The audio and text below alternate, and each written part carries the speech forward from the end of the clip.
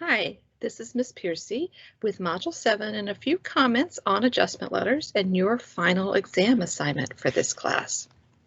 So first of all, adjustment letters are letters written in response to a claim letter. A claim letter is sometimes called a complaint letter. It's a letter that a person usually writes to a business or organization to discuss a situation that they're unhappy with. Maybe they were sent the wrong product, or something they bought from a business broke under warranty, or they have to request that the insurance company processes their claim differently, something like that. We refer to those sorts of things as claim letters. So the adjustment letter responds to that.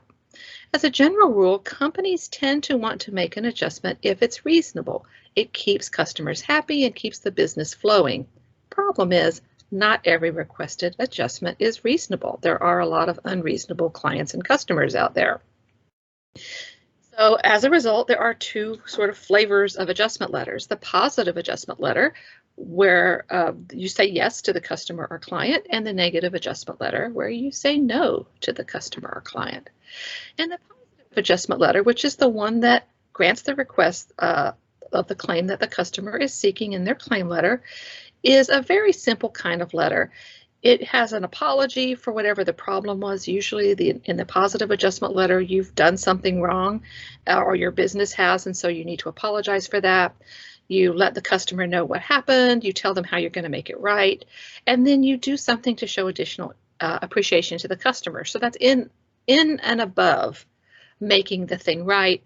What can you do to just sort of incentivize their continued business?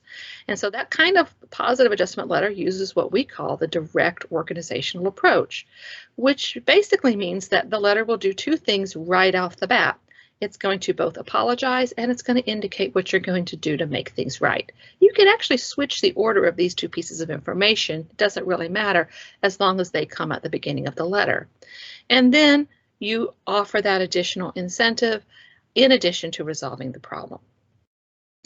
You are hoping to keep the customer or client coming back to a future business relationship. So if you're interested in that, you can read more about that, but that's not what we're actually going to be doing for our final exam assignment. In our final exam assignment, we're going to be doing the trickier negative adjustment letter. So in the negative adjustment letter, you are refusing to grant the requested claim. You have to say no. And so because you're saying no, it's not just as easy as saying, here's how I'm going to fix it and I'm sorry. You have to explain why you're going to say no. You have to be thorough and persuasive. You have to understand that the customer or the letter's recipient is not going to be happy with the fact that you have to say no. So you have to sort of anticipate that reaction and try to head it off by giving them the information they need to accept the decision that you're making. Your tone should still be very polite. You want to be kind to the customer, even if they are at fault, but you do want to make it clear that this is the end of the conversation. And this kind of letter uses what we call the indirect organizational approach. Now, what the indirect approach does is it begins with an attempt to build rapport with the reader. So usually that's an opening that empathizes with the customer's situation or refers to the lengthy relationship you've had with the client, and just something that shows that you care about their situation. You don't want to apologize if you're not at fault, but you can sympathize or empathize, or you can be appreciative of their longstanding relationship with you. After that, you want to outline the facts of the claim letter the customer sent you. Now, for you guys working on the final exam, you don't have an actual claim letter to work from. You just have instructions that describe the situation. So you kind of have to imagine you got a letter, but you want to sort of in a paragraph outline those facts from the imaginary letter. And that's basically letting the customer know you've heard what they had to say and you're checking for correct understanding. Then you explain your own business or organization policies that relate to that particular problem.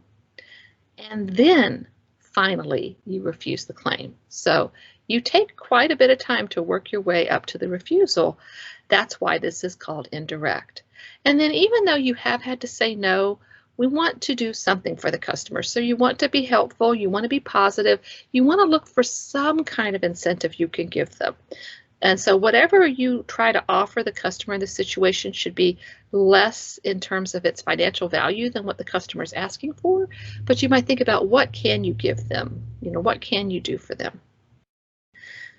Whether you're writing a positive or negative letter, it's important to remember you are responding to an individual who took the time to write you. So you have to have a very clear audience orientation. You have to have a tone that is appropriate. You have to address the letter reader. You have to incentivize the customer or client's return business. And you don't want to blame anyone, neither the customer nor the people who work for you. If you refer to something that you were enclosing with your letter, such as a copy of a contract or a copy of some sort of goodwill gesture like a gift certificate, you'll have an enclosure line in the letter to refer to those items.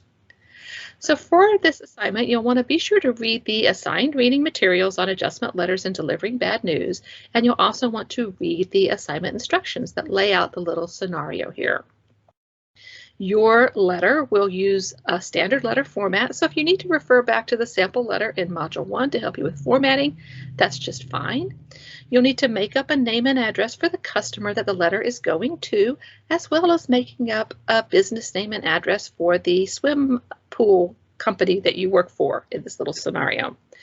Your letter should explain why your swimming club is not at fault and you should refuse the customer's claim.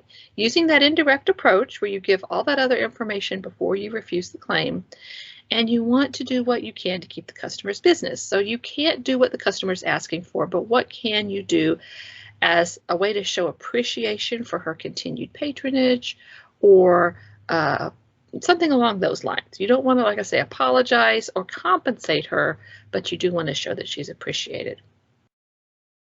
In your assignment, I'm going to be looking for your use of correct business letter format. I'm going to be looking for your document to be organized into not just topical paragraphs, but that indirect organizational pattern that you can read about in your readings and that we discussed earlier in this slideshow. I'm looking for an appropriate tone that is kind to the audience, but also firm about the fact that you have to say no. I'm going to be looking for an explanation on your side of why you did have to say no, and reference to material that would have been in the claim letter that you didn't really receive, but that we are pretending that you received. So that information may come from the assignment instructions, but you can also make up some stuff too, as long as it seems realistic. Make sure you are cushioning the bad news, that you can't help her out with some kind of goodwill gesture. What can you do for her that would help her to feel good about your business or organization?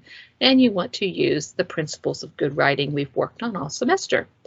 So really, that's it. It's not a difficult or lengthy assignment. It's actually kind of fun. Feel free to have a little fun with whatever you name the customer or her address or your business, as long as the body of the letter is taking things relatively seriously. And if you have any questions about anything in this slideshow or about the final exam assignment, please post to the questions discussion forum.